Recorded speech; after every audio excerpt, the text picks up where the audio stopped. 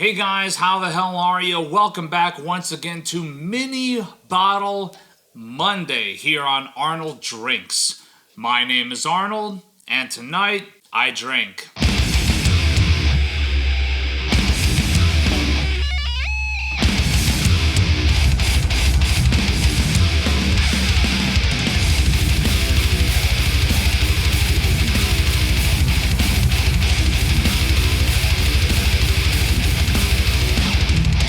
So definitely something that qualifies for Mini Bottle Monday. We have a little 50 milliliter of the Crowded Barrel Single Malt of Magnificence. This is a little mini bottle that I picked up at the Crowded Barrel Distillery down in South Austin, Texas. This is a single malt, like I mentioned, 52.5% alcohol by volume, aged in New American Oak. From what I have read about it, it is aged for 18 months, and it is $15 for the 50 milliliter. Something that is an actual 100% produced at Crowded Barrel product. Looking very, very forward to trying that out because of that, because I've seen what they've already been able to do with sourced products with regards to like the Aaron Barrel Scotch-ish whiskey that they put out, as well as with the Weeded Eleanor, which is behind me and which I will be doing a review on hopefully very shortly.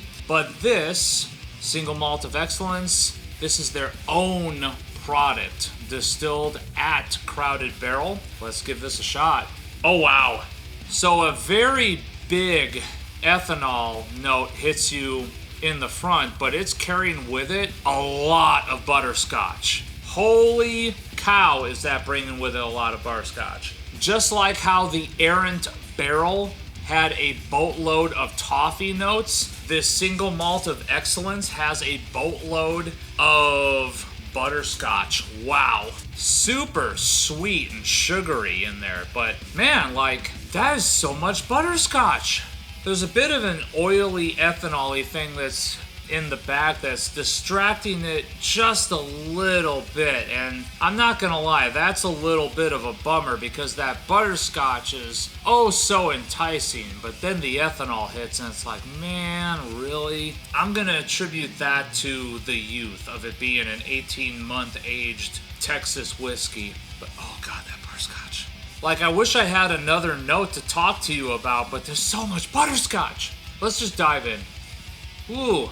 So similar to some other Texas single malts that I've had, there's a pretty strong smoky barbecue note that's in there. Not smoky like peaty, smoky like barbecued burnt ends, but it's not nearly as strong as other Texas single malts that I've had. I wonder if this is just a thing about Texas single malts, but definitely sort of a charred, burnt end kind of barbecue smokiness that's in there. The butterscotch is in there, but it's not nearly as prominent as it was on the aroma, which is a little bit of a bummer, I'm not gonna lie. The back of the palate is a nice, peppery, ethanol-y kind of burn that lingers for quite a bit. Like, as I'm talking to you now, it's still lingering from that first sip. Let's go in for a second one.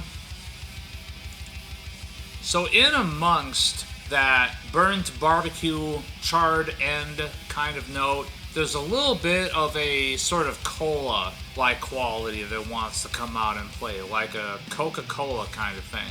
It's nice, it's a little sweet, a little herbal, not super medicinally. It's weird. From what I understand, there's no rye in this mash whatsoever. It's just malted barley, but there's almost like a rye-like sort of graininess and spiciness that's in there because of that particular malted barley that they use. I should also mention, Jesus Christ, that's a super dark color on that. That is, whoo, that's dark.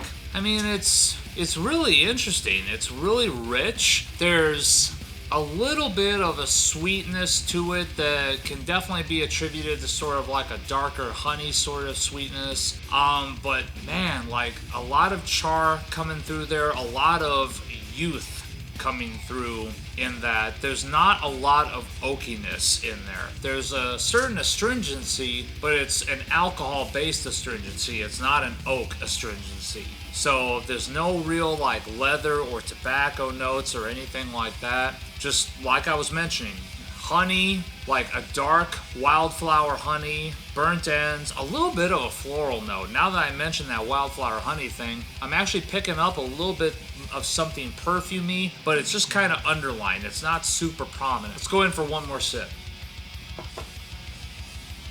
That is so damn interesting.